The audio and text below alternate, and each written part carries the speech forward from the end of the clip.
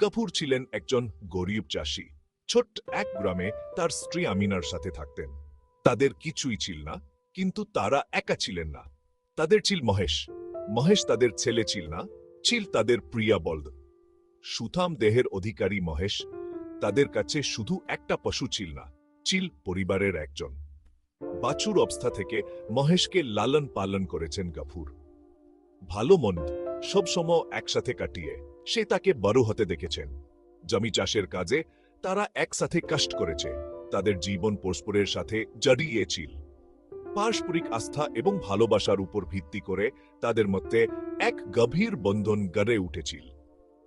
তারা ছিল দুটি প্রাণ, পাশাপাশি পৃথিবীর মুখোমুখি হয়ে দাঁড়িয়ে।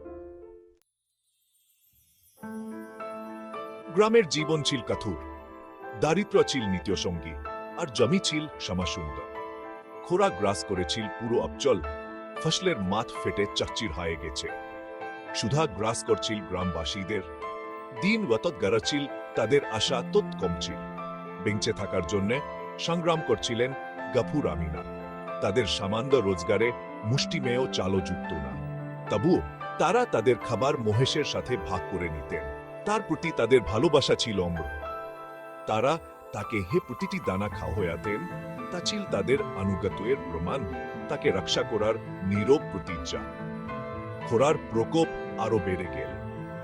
গ্রামবাসীরা মহেশের দিকে লোভ আর হতাশার দৃষ্টিতে তাকাতে শুরু করল। তারা মহেশকে খাদ্যের ওয়েশ হিসেবে দেখতে শুরু করল, কঠিন সময়ে বেঁচে থাকার একটা উপায়। তাদের চিন্তা ভাবনা বুঝতে পেরে গফুর মহেশকে আরো শক্ত করে ধরে রাখলেন। তার হৃদয়ে ভয় বাড়তে লাগেন।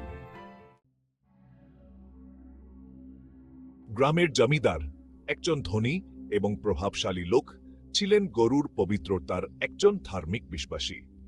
তিনি ঘোষণা করলেন, মহেশ একটা বলদ হয়ে গ্রামের জন্য অমঙ্গলের কারণ। তিনি দাবি করলেন, মহেশের কারণেই খরা হয়েছে। তার উপস্থিতিতে দেবতারা সুবোধ, বিতু এবং কুসংস্কারাচ্ছন্ন গ্রামবাসীরা গফুরের বিরুদ্ধে চলে গেল। তারা দাবি করল, গফুর ইয়েন মহেশকে তাড়িয়ে দেয়, এতে দেবতারা সন্তুষ্ট হন এবং বষ্টি হয়। গফুর রাজি হলেন না। তার বলদের প্রতি তার আনুগত্য অটুট ছিল। তিনি জানতেন মহেশ নির্দোষ, তাদের অন্ধবিশ্বাস এবং হতাশার শিকার। জমিদার গ্রামবাসীদের ভয়কে কাজে লাগিয়ে গফুরকে হুমকি দিলেন। তিনি আদেশ দিলেন, এন গফুর মহেশকে ত্যাগ করে, না হলে তার ভয়াবহ পরিণতি হবে। মহেশের প্রতি ভালোবাসা এবং নিজের জীবনের প্রতি হুমকির মধ্যে পারুয়ে গফুরকে একটি অসম্ভব সিদ্ধান্ত নিতে বাধ্য করা হল।